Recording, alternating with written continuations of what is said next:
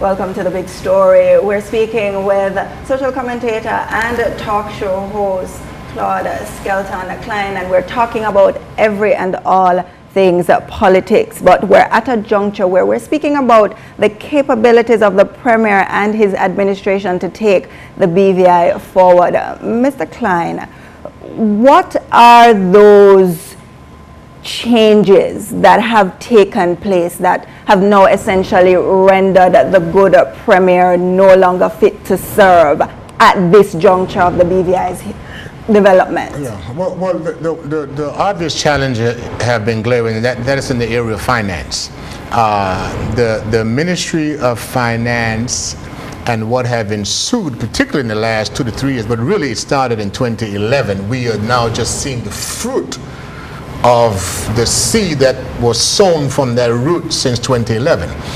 Listen, the Premier, one of his strengths was his ability and capacity to hold the group together. Sober, somber, sweet, soft, solemn guy. So when everybody else is rowdy and going crazy, you know, he's the calming effect in the room. That's just his disposition. But he has lost complete control of the jungle. And it's what the book of Judges says. Every man is doing what is pleasing in their own eyes. And when you have that level of divisiveness, that level of individualistic posturing, that level of blind ambition and pursuit of power, power drunkens you. Power is intoxicating. Power is inebriating. So you gotta be careful. You always have to guard, all of us, because all of us are susceptible and vulnerable to it.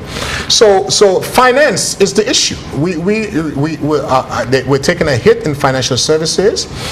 Tourism product is somewhat stabilizing, but enough of our people are not a part of that piece of the pie, and so it's creating tremendous challenges. The unaudited financial statements are not. So finance in the finance ministry is the big challenge. Ronnie Skelton, I've said on record before, who were and the Minister of Finance in previous administration, I believe amongst the current grouping is still the best suited person for that post. And short of that, you're going to have a situation where we are not going to be able to get out of this hole that we're in. And let's be clear, every CEO has a CFO. I mean, that's why you have them. You have a legal counsel. The purpose of a leader is to mobilize and marshal the masses behind a cause and to put persons with the requisite skill set in place and give them the authority to do their job. At the end of the day, the buck stops with you. But I think what has happened here, our Premier was ill-advised at our winning of the government in 2011 by taking the Ministry of Finance, and now we are reaping the whirlwind of what that decision was. You said before that the paradigm have shifted. Yes. The state of the economy has shifted because of different pressure changes around the world. And at the time when Premier went in, it was at a different stage, and it's now at a different stage. When Honorable Ronnie Skelton was Minister of Finance, the territory was at a different level. Do you think that, considering those changes that have taken place, the challenges that we are now facing as a territory, as a part of the world, do you still think that Honorable Skelton is well equipped to handle effectively the challenges that presents themselves? Absolutely. I happen to know him personally, and yes, because you can't import somebody else. So if you're going to go with from amongst the grouping who was there, I think all of them will and have attest that he in fact is the best person when it comes to understanding finance, how money works, how currency flows. So amongst that group, he is the best. He may not be the only, but he's the best in that particular group. And so let's not only look at the National Democratic Party in terms of trying to get the territory to the stage that it wants to be, but let's look at the role as well of the Virgin Islands Party, the opposition. Many said that Claude Skelton was on the platform at some time with the NDP. Now he seems to be talking against what's happening.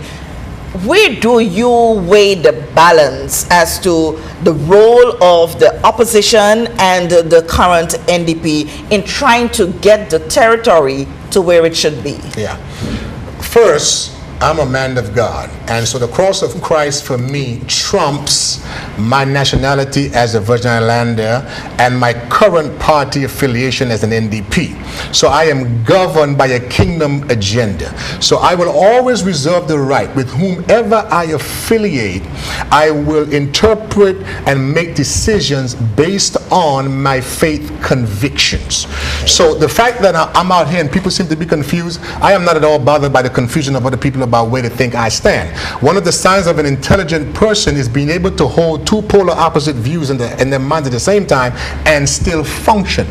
Every person in this country has a right to critique their government, whether it's constructive or destructive, that's something else. But they have a right to hold persons' feet to the fire, including their own. So when I speak of the NDP, I am speaking as one who is a part of this group. I am speaking as a Virgin Islander, not to distance myself from, and or the Virgin Islands Party. Listen, we are in this ship together. By whatever party banner you fly at the time, if there are holes in the ship and nobody's plugging the holes, the whole ship is going under. So I think for where we are, whether you are VIP or an NDP or some emerging group that is yet to come on the scene, we need all to be concerned about who we are as a people and where do we intend to go.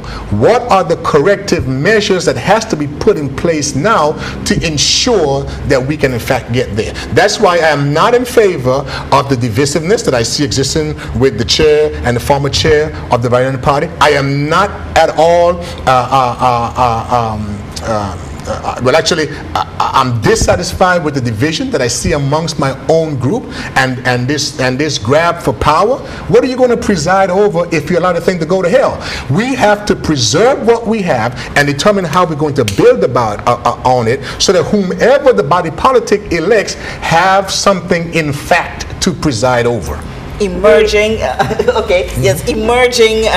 possible emerging party, as you alluded to. There is much talk that there is likely to be a new party form, and Claude Skelton Klein is going to be one of them. How true is that? Well, I'm going to tell you this. If there is not a change in leadership of the party, the NDP, of which I am currently a part, that I believe that can carry us into the future, then I will be exploring other options. I am not going to sit back and sit still and take death for the territory. I mean, I don't have no such blind allegiance. I'm an intelligent person. I like to think so, at least on most days. And so there is room, if there's ever a time for a new party to come to the forefront, it is right now. But they need to start right now.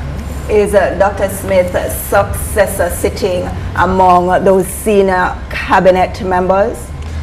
In my opinion, I think the best, and I'm going to go out here on a limb, but this is what I'm famous for, so let's go out.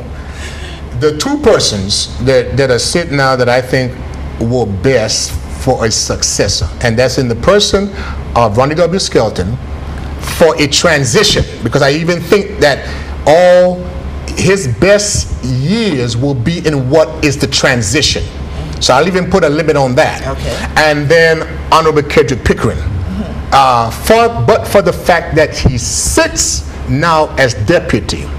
And though there's been private and public complaints about Honorable Kedrick Pickering, I believe at the end of the day, with the proper people around him, is also an excellent candidate for what can be next in terms of a successor for the NDP. This is not necessarily for the BVI, but I'm answering you specifically about the question that you've asked, which is for the NDP. So why not go all the way and tell us about the territory? In terms of, in your view, in your mind, what do you see in terms of what the territory requires and whether or not the NDP can deliver that leadership, or does it need to come from a fresh face from the private sector? Yes, the territory needs a visionary.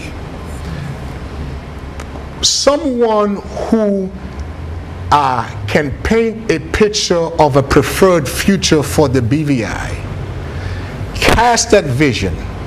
Share with them how we can go about getting there, how we can bring that picture, that fruit, that vision to fruition. So we need a visionary, and that visionary, whether he or she has the skill set within themselves, then has to be wise enough to surround his or herself with the persons who are equipped with the skill set that will help advance that ball down the field in bringing that vision to pass. We need visionaries. We don't need shopkeepers. The shop is dry, the products on the shelf is bare. Every time you go in the same place, they're the same old stuff. We need a whole refresher. We need visionaries who would add value to what will this territory look like in 2025 and in 2030. What will be left for our children and grandchildren? We need a visionary. Do you see yourself as one of those persons? I certainly believe that I have a certain skill set in which I intend to offer my services in whatever best capacity with a team of persons, because none of us can do this alone. This is not a single person job. This is going to require a team effort where we can check our egos at the door and do what's in the best interest on principle for the BVI. Where do you see the role of the religious sector? Because you said you're a man of God, and that's where your foundation is. Quite frankly, I am absolutely disappointed with the ecclesiastical configuration of our territory. So here I'm critiquing myself. We have been on the sideline and have allowed ourselves to be sidelined. We ought to be the voices crying in the wilderness. We ought to be the ones who command meetings by whatever government. We ought to be the ones who can walk into an office or call for a platform or use the bully pulpit of the pastors to usher in what is right and what is decent and what is virtuous. We ought not to have our relationship so entangled personally that we cannot speak truth to power.